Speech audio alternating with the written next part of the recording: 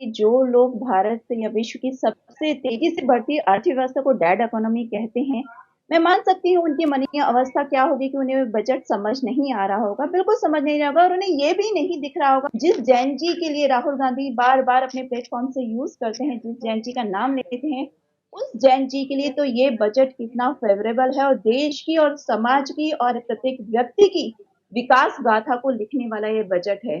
क्योंकि हुँ, इसमें 3 जो कर्तव्य हैं उन्हें अगर आप गौर से देखें रिद्धि जी समझिएगा। सबसे पहला कि भारत इस जियोपॉलिटिक्स में जो बाहरी वातावरण जो युद्ध चल रहे हैं उसके बावजूद अपने आप को टैरिफ के बावजूद स्टैंड कर पाए। दूसरा समाज का पूरा विकास हो पाए। तीसरा प्रत्येक व्यक्ति यानी सबका साथ ठीक लग रहा सबका है बेटा विकास अभी? के माध्यम से कोई भी व्यक्ति पीछे ना रह जाए इस बात को एंश्योर किया गया है। हुँ, आपको रिद्धि जी एक फैक्ट के साथ अपनी बात को और आगे एलैबोरेट करना चाहूँगी। वो फैक्ट क्या है?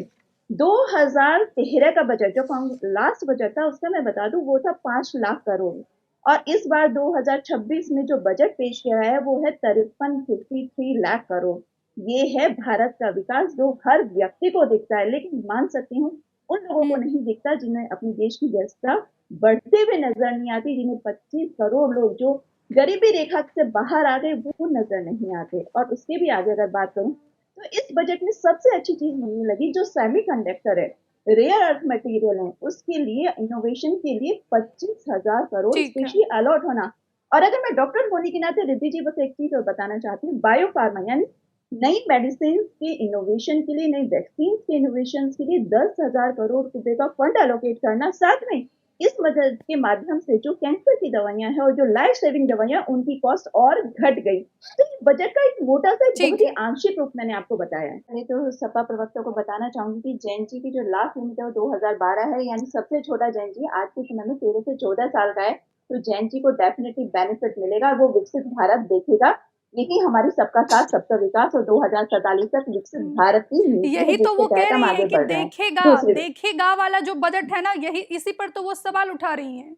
अब मैं प्रेजेंट पे भी आ जाती हूँ रिद्धि जी, हुँ, प्रेजेंट पे भी विकास जी की बात पर आ जाती हूँ। विकास जी जो सेक्टर इस बार बजट में फोकस किए गए उसमें सिल्क इंडस्ट्री है। सिल्क इंडस्ट्री को लगभग 5,000 करोड़ का बजट एलोकेट किया गया है क्योंकि सिल्क और हर एक जो टेक्सटाइल इंडस्ट्री थी जो अब टैरिफ से सबसे ज्यादा प्रभावित हुई उसको सपोर्ट सिस्टम डेवलप किया गया जिससे आ रही हूँ उसको एक पूजा जी। सहारा बन सके। तो यहाँ पर चीजें आगे ले जाई गई। दूसरी बात यहाँ पर कहना चाहूंगी, जब कोई भी इंफ्रास्ट्रक्चर डेवलप होता है रिद्धि जी, जब ये हुँ, प्लान किया जाता है कि 7 हाई स्पीड रेलवे डेवलप किए जाएंगे या जो अभी देश में इंफ्रास्ट्रक्चर में बदलाव आया तो उसका फायदा हर आदमी, हर व्यक्ति, हर प्रत्येक नागरिक को मिलता है, उसका बेनिफिट सबको मिलता है। क्यों?